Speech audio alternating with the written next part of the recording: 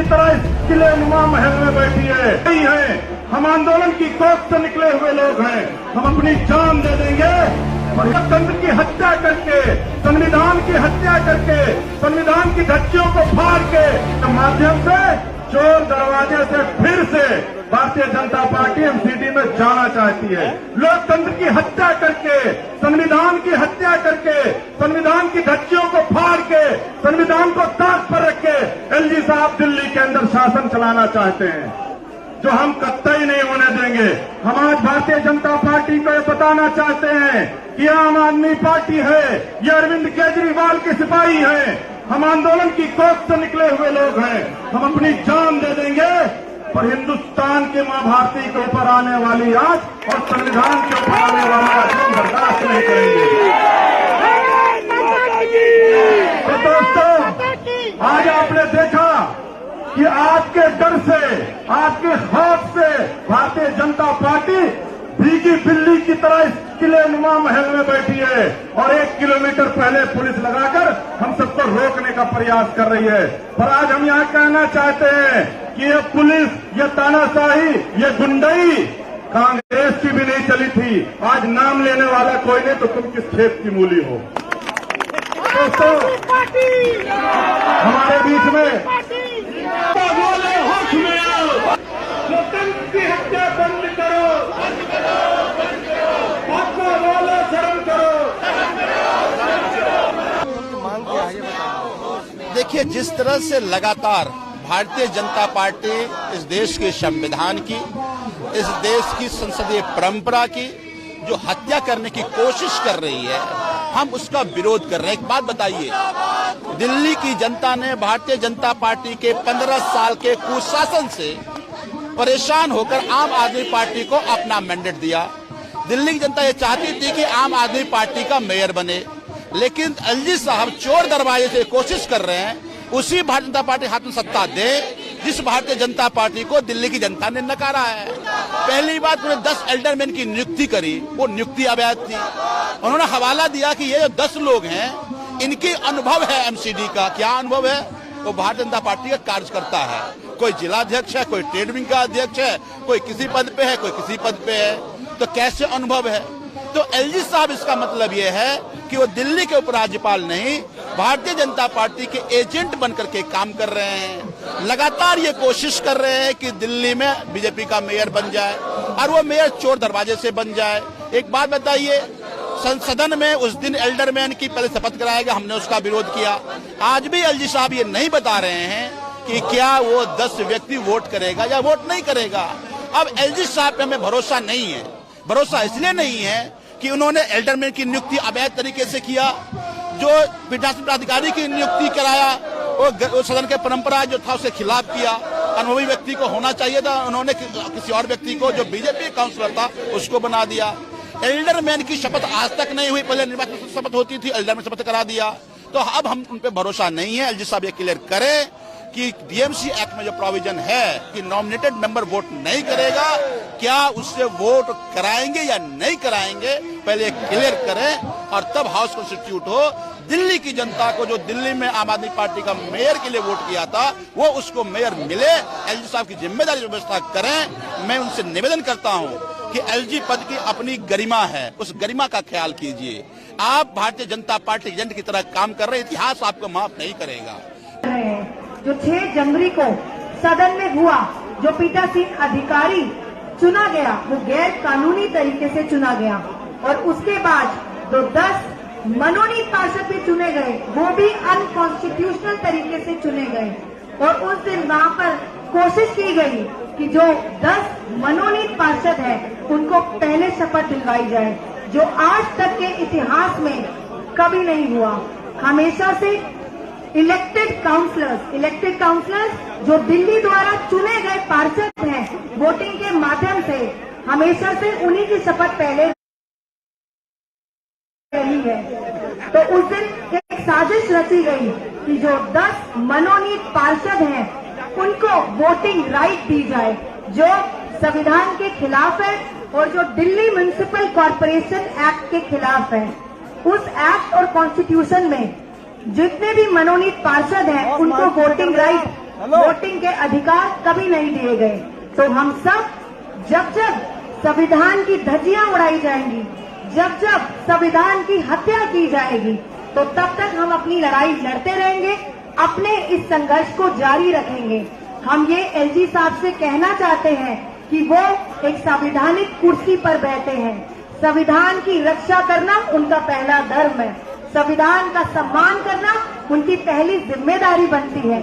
तो हम सब अपने इस संघर्ष को तब तक जारी रखेंगे जब तक एलजी साहब एक ऑफिशियल स्टेटमेंट नहीं दे देते कि जो 10 मनोनीत पार्षद हैं उनको कोई भी वोटिंग राइट नहीं दिया जाएगा। भारत माता की, भारत माता की जय हिंद, जय भारत। इंकलाब। साथियों, जितने भी भाई बहन आज सुबह सुबह कोहरे में इस लड़ाई में शामिल हुए हैं, उन सब लोगों को धन्यवाद कि आप लोगों ने आज समय निकाला। इतनी ठंड में आप सब लोग यहाँ पे इकट्ठा हुए। बार बार सवाल उठ रहा है कि बेईमानी कौन कर रहा है। आपने बचपन में क्रिकेट का मैच जरूर खेला होगा, छोटे छोटे बच्चे क्रिकेट खेलते हैं, और जब मैच चल रहा होता है तो एक जो नालायक बच्चा होता है, ओवर में 6 बॉल हो गई तो भी कहता नहीं, एक रह गई, अभी और चाहिए, करता नहीं करता है। चलो हटो। और उससे कहो कि नहीं, ये नालायकी नहीं चलेगी, कहेगा बैट मेरा, मैं बैट लेके जा रहा हूं। देखा आपने? नहीं देखा? और कह रहा नहीं, किल्ली भी मेरी है, बैट भी मेरा है, एलजी भी मेरा है, मैं लेके जा रहा हूं। तो ये गुंडागर्दी क्यों चल रही है? क्योंकि एलजी साहब, जिनको इस मैच का एम्पायर होना था, जिनको ईमानदारी से न्यूट्रल रहना था, वो बेईमान टीम के साथ जाके मिल गए। मिले या नहीं मिले? अब एलजी साहब एक बहुत ऊंचे पहाड़ पे बैठे हैं। दिल्ली में कूड़े का पहाड़ था और एलजी साहब जिस पहाड़ पे बैठे हुए नैतिकता का पहाड़। इतने ऊंचे नैतिकता के पहाड़ पे चढ़ के अरविंद केजरीवाल को चिट्ठी लिखते हैं, तुमने ये गलत किया, तुमने ये गलत किया, तुमने ये गलत किया। भाई बैठ जाओ यार। और एलजी साहब ने जो 10 एंडरमैन बनाए वो भाजपा के कार्यकर्ता बनाए। इसका मतलब एलजी साहब को इतने बड़े एम्पायर नहीं है जो नैतिकता के पहाड़ पे चढ़ के रोज चिट्ठियां लिखते हैं। एलजी साहब तो भारतीय जनता पार्टी के जिला के लोगों के साथ बैठ के लिस्टें बना रहे हैं। एलजी साहब के पास इतना समय है कि पूरी की पूरा गणित लगा रहे हैं। अच्छा, कौन से जोन के अंदर बीजेपी को जरूरत है, उसी जोन में मैं एंडरमैन भेज देता हूं। भाई एक बात बताओ, 12 जोन है, 10 आदमी भेज लेते, एक एक जोन से एक भेज देते, मगर नहीं, एलजी साहब भारतीय जनता पार्टी के जिला लेवल के लोगों के साथ बैठ के मीटिंगें कर रहे हैं और कह रहे हैं अच्छा नरेला में 4 दे देते हैं, 4 में तुम्हारा ठीक हो जाएगा। अच्छा, वहां पे सिविल लाइन्स पे वहां 4 दे देते हैं, वहां तुम्हारा काम ठीक हो जाएगा। अब सेंट्रल में क्या करेंगे? कह रहे काम करते हैं, सेंट्रल में 2 दे देंगे, मगर सर 2 से तो बराबर हो जाएंगे कांग्रेस और मतलब बीजेपी और आम आदमी पार्टी तो सेंट्रल में बराबर हो गए। फिर कैसे काम चलेगा एलजी साहब? ऐसा करें, उसमें चिंता क्या है? कांग्रेस की एक पार्षद है, उसको हज कमेटी में ले लेते हैं, उसकी वोट भी दिलवा देंगे तुम्हें। तो एलजी साहब इस लेवल पे, एलजी साहब इस लेवल पे सेटिंग करने में लगे हुए कि सेंट्रल जोन में कैसे बीजेपी का जोन का चेयरमैन बन जाए, सेंट्रल जोन से कैसे कोई मेंबर स्टैंडिंग कमेटी में चला जाए बीजेपी का, उसके लिए क्या गणित लगा सकते हैं, क्या डर्टी पॉलिटिक्स कर सकते हैं, उस तक में एलजी साहब शामिल है। सोचिए, ये पद, इतना बड़ा संवैधानिक पद को कहां गिरा के लेके आए हमारे एलजी साहब। ये स्टैंडर्ड बचा है हमारा। अब आज जो है कई सारे लोगों को कह रखा है कि भाई क्या आम आदमी पार्टी डर गई, आम आदमी पार्टी सदन नहीं चलने दे रही, इसका मतलब आम आदमी पार्टी डर गई। अब ये क्या बात हुई? बेईमानी बीजेपी कर रही है, हम उनकी बेईमानी चलने दें तो हम साहसी हैं, तो हम बहुत वीर हैं, और हम उनकी बेईमानी पकड़ लें हाथ करके तो कह रहे हैं तुम डर गए।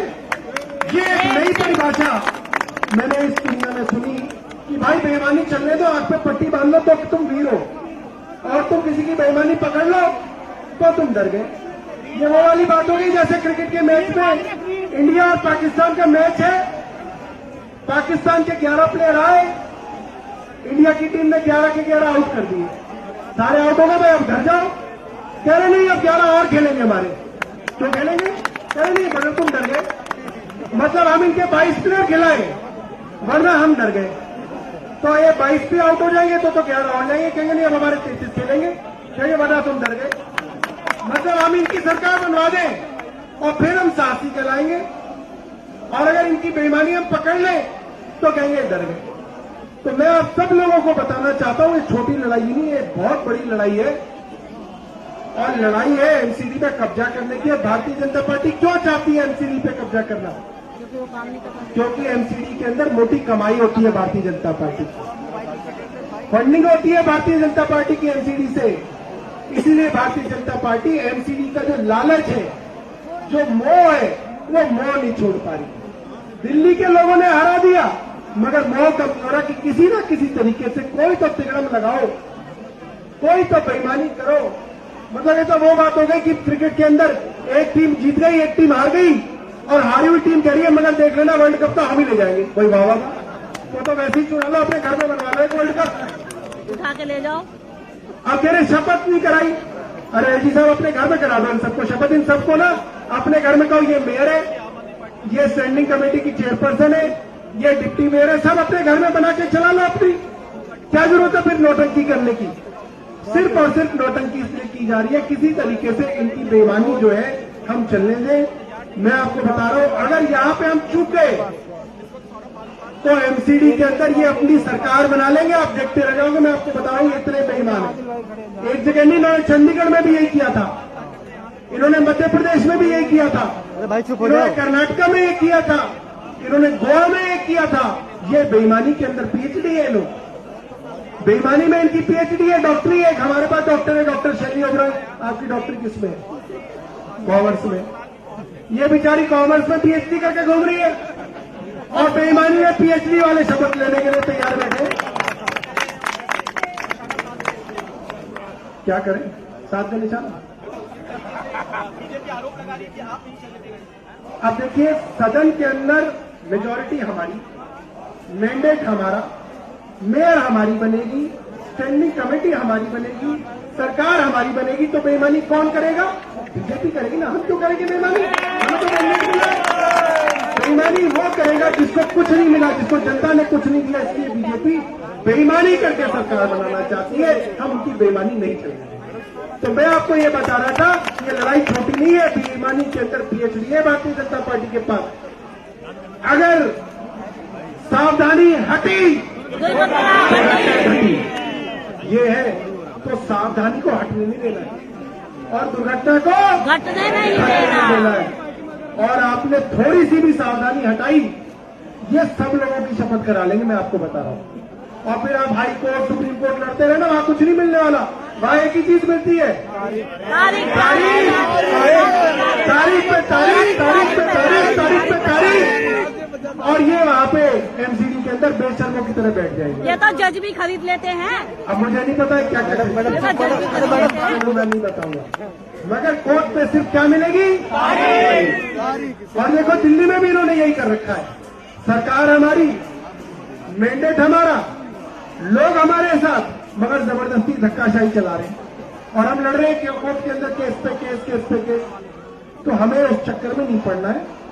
हमारे साथ मैंडेट है, और लोगों को बताना है। मैंने पिछली बार भी कहा था, सब लोग अपने अपने फेसबुक पे लाइव करो, वीडियो बनाओ, व्हाट्सएप पे वीडियो डालो कि बीजेपी किस तरीके से बेईमानी करके जो है यहां पे सरकार बनाना चाहती है। और देखो, ये अपनी बेईमानी को छुपाने के लिए बार बार धरना दे रहे हैं। इनको कोई लेना देना नहीं है इनको धरना से। इनको संविधान से क्या लेना देना? इनके लोग तो संविधान को रोज गालियां देते हैं, ये तो रोज व्हाट्सएप पे लिखते हैं कि संविधान को बदल देना चाहिए। आज ये संविधान के लिए जो है बाबा साहेब क्या पहुंचे? सिर्फ और सिर्फ लोगों को धोखा देने के लिए कर रहे हैं। हम लोगों को धोखे में नहीं आना, चौकन्ना रहना। और मैं आपको बता रहा हूं, कुछ लोग एक बार मुझे सुबह सुबह कह रहे थे कि भाई सुबह सुबह क्यों बुला लिया धरने पे? भाई साहब सुबह सुबह ही आना पड़ेगा ठंड में। और जो आदमी ये सोच रहा है कि भाई अपना घर में सो, तो फिर 5 साल सोते रह जाओगे। बुलाएंगे नहीं है तो चाहते हैं तुम सो जाओ, ये चाहते हैं कि तुम घर जाओ सो जाओ, मगर चौकन्ना रहना, जीतेंगे। लड़ना है। और आदिल भाई जो है अब जोर से नारा लगाएंगे, फिर आदिल भाई अपनी बात आपके बीच में रखेंगे।